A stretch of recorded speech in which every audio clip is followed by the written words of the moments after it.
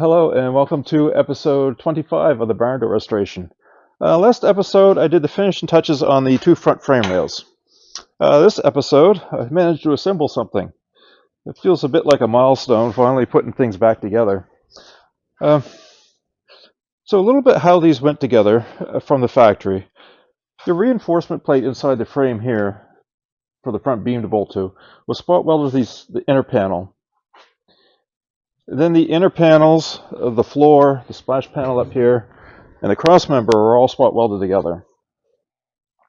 Except the front splash panel, because the reinforcement plate would be in the way, it was stitch welded on the bottom section. A few spot welds on the top and stitch welded below. Once that was done, the frame rails, the outriggers were spot welded to the frame rails. Then the frame rails were put on. And they were spot welded along this lip here. There's also a lip that goes from here down back that was spot welded too. There's also 5 large holes here that were plug welded to that reinforcement plate. So the process to assemble this, the first thing I did was clamp everything to jig, bolt everything in, clamp everything, start checking my measurements, make sure everything's square. I should mention, last episode I pointed out I thought my point data that I recorded from the frame and the body was skewed 2 millimeters. Turns out it's not. It was actually correct. I thought I had messed up with a bulkhead dimension or my 0 point when I measured it, but that was actually correct.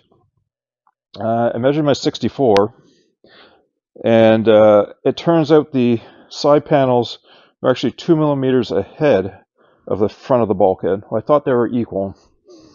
Well, I say 2 millimeters. There's 5 millimeters difference from side to side on my 64, but both were slightly ahead. So it was it's amazing how out it was. The 64 hadn't been smashed, and all the spot welds for the bulkhead was all original, but you could see that it was misaligned when it was welded together. There's quite a few misalignments on this also, so I'm thinking they just really didn't care how straight they were. As long as they went together, it was good enough. Probably going after 2 millimeters is a little silly, but I know that what I recorded was correct.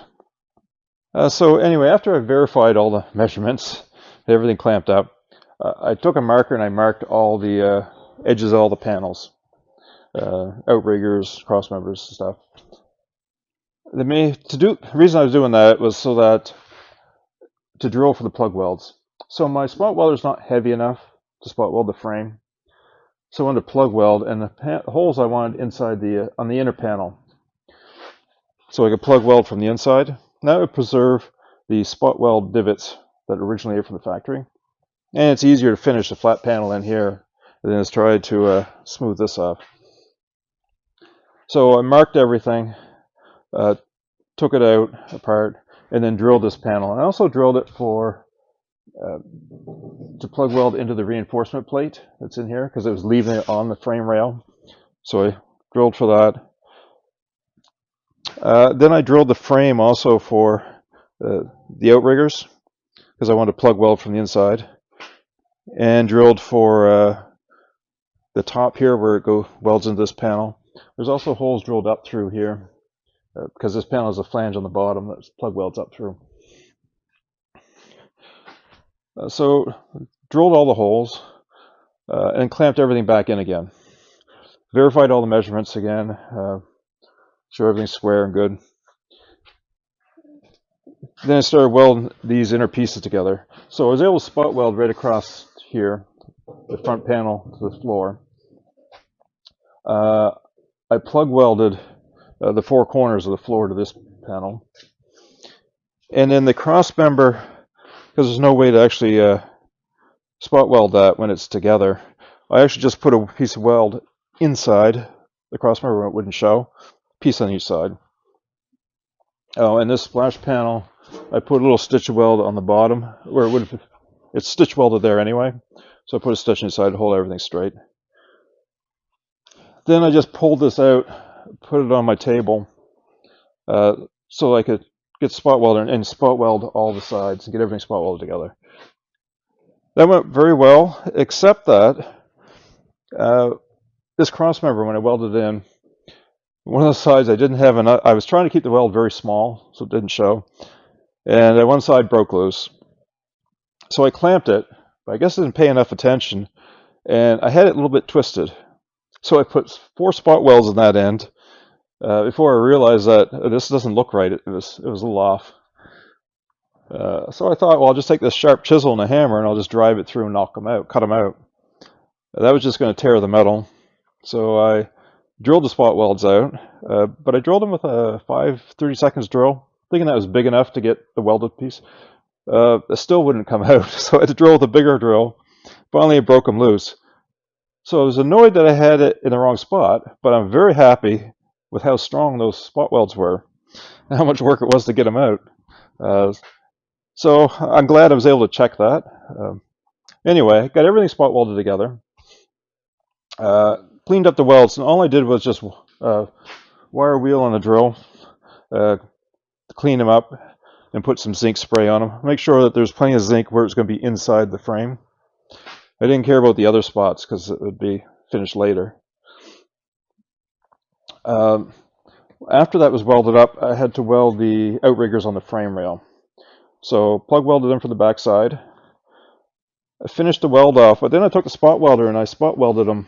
So I got these nice little divots, spot weld divots on the flange. So it looks nice and factory.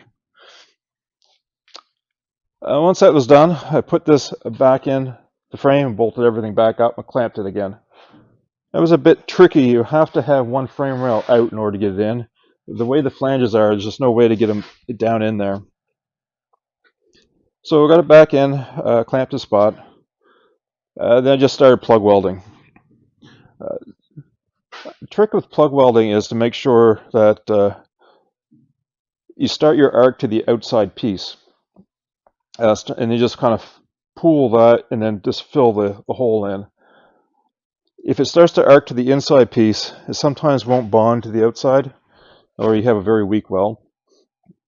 I also like to use a very high heat, which is a bit tricky because you have about a half second between not filling the hole and it falling out on the floor. So spot welded those back in. The underneath, I only put a few plug welds. Plug welded back in. I only put a few on the bottom because once this all welded together, it's going on a rotisserie, and then I'll finish the bottom off then. It'll be much easier. I can do a much better job.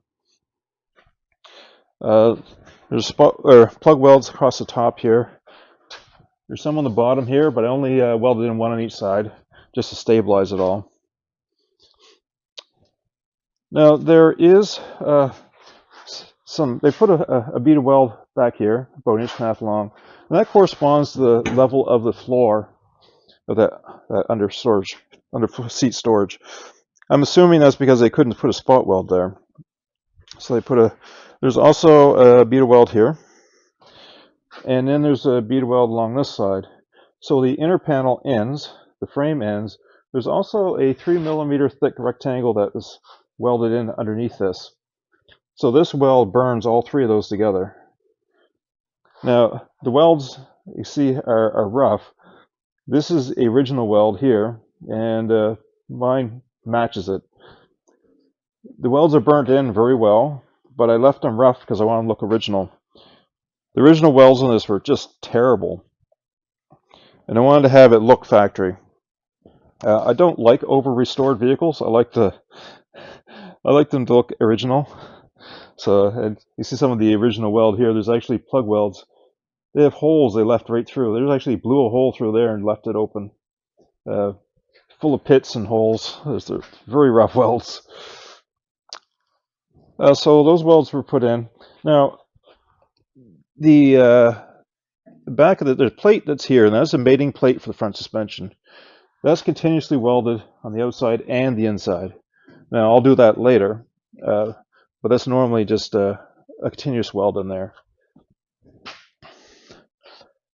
Once I had the frame rails on, I put the pedal beam in. And the pedal beam comes through the frame rail, and it has a 20 gauge cap on the end of it. So the trick to welding that is to burn into the frame and the pedal beam get a good penetration weld and not burn up the cover. So the cover's inset just a little bit, so it was able to. I could see it was exposed, the metal from the pedal beam and the frame, so you could weld that in and just have the weld kind of seep over enough to catch that thin cover.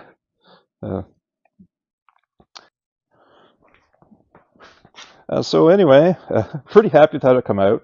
The dimensions all match from what I recorded on the bus when I took it apart. Everything kind of went together nicely. I like the way it looks. Being able to keep the original spot weld divots on the frame. The spot welder where I went over these flanges and the other spots look really nice. They look very much like a factory spot weld.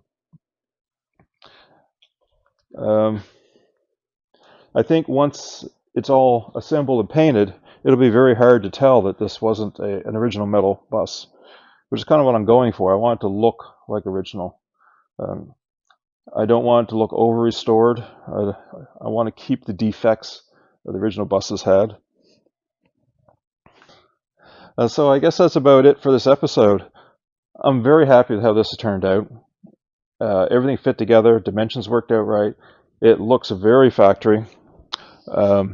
It's just nice to have things going back together instead of having just a big pile of parts.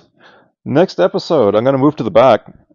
Get the rack frame section finished. There's inner frame panels, cross member, top hats, outriggers. I'll get this all welded up.